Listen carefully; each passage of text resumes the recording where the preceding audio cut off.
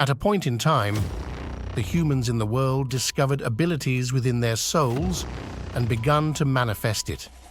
The powers that came from the souls were ranked, as some were more powerful than others. They were ranked from S class being the most powerful, A rank being after that, to F rank being the lowest. People who were ranked low often got bullied and discriminated. One of the victims of bullying, who was the weakest in his school, was struggling to hold back the monster inside of him. But the question is, what catastrophe will be unleashed when the chains holding this monster is broken? A fight between Class 3 leader and the members of Class 10.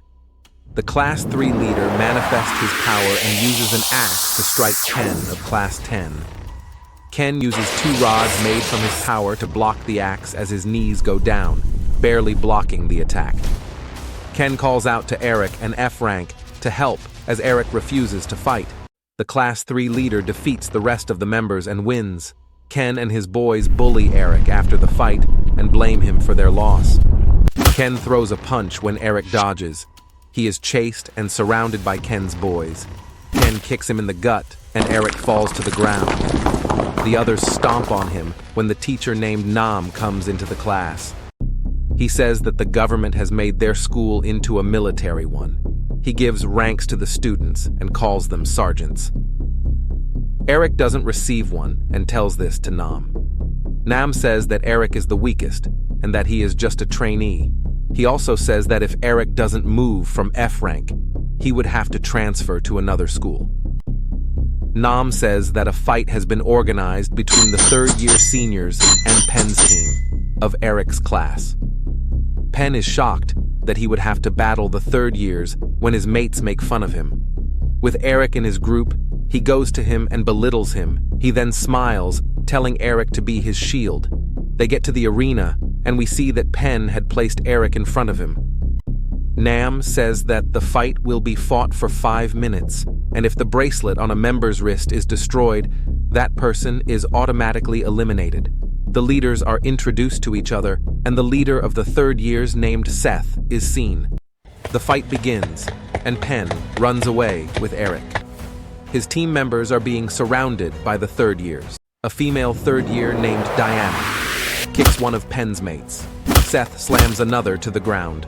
Diana goes after Pen and Eric, when Eric reacts to Diana's speed. He tries to take her bracelet when she calls for her amour. Eric brings a dagger, and Diana underestimates him. He sneak attacks her when she turns her back. The impact is little because of the hard amour of Diana. Diana goes after Pen when he steps on a rock in the sand. He places his hand on the ground and is seen standing on the rock. Pen throws the rock at Diana, and she blocks it with her force field. Pen is shocked when he realized someone behind him. Seth slams him to the ground and goes to Diana. Pen sneaks attack Seth when he is thrown to hit the ground once again. Seth turns his head with a murderous intent towards Eric, and he gets chills. Seth attempts to throw Eric when Eric flips his dagger into the air. He catches it with his right hand and uses it to create space between them. Seth decides to take Eric seriously and tells him that he would be expelled if he doesn't fight well. Eric activates his actual power as we see red lines surging through his veins. He smiles as a murderous aura hovers around him. His power, which was F rank, suddenly changes to S rank, named the Absolute Murder. He is able to see the ranks of his opponents with his power as Seth is shocked. Diana feels the murderous intent as Eric says to Seth that he cannot control it anymore. Diana and her mates attack Eric as he senses them. He blocks Diana's attacks and moves through the team whilst using his dagger. He stops as we see the bracelets of the team members broken, which allows Eric to take the win. Seth smiles at a remarkable talent that Eric has. Nam is surprised as he announces Eric's team as the winner of the fight. We see a government official in the principal's office. He shows interest in Eric as the principal is surprised. Eric goes to school the following day. He gets to class and does his chores. Nam comes and asks the students to join a school club. Eric goes to a club that doesn't use power but physical strength instead. He gets to the club when he sees that Seth is the club president. He tries to run when Seth pulls him inside. Seth tests Eric's strength as they do a full-body workout. Most of the students present are surprised that Eric is able to keep up with Seth's pace. Eric completes the test and quickly gives up on being in the club. Seth doesn't listen as he tells Eric to come for training the following day. Eric is seen in class. A female named Stella comes to him. Seth comes from behind them, and he asks Eric to follow him. Stella gets mad as we see the tension between the duo. Stella then tells Eric to date her, and he is flustered. Eric and Seth are seen exercising. Stella watches as she is amazed. Stella is introduced as a new student in the class. She sits by Eric and Penn's team is given to her.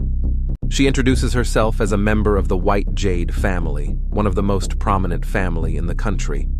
The teacher is shocked to have a student like that in his class. We see Penn in anger as his team had been taken from him. Stella asks Eric to escort her outside when he says he has chores to do. It seems that the class had dumped their chores on him. She takes a mop and evenly distributes the chores. Penn asks Stella to meet him on the roof, and she goes. She is met with Penn and some boys, ready to ambush her. The first person attacks Stella with a stick, and she hits him away, taking 3 people with him. Next on Absolute Murder, we see that Penn came really prepared as Stella's power is used in addition to a sword. One thing Penn didn't calculate was that he underestimated Stella's abilities as we see a goblin horn appear on her forehead.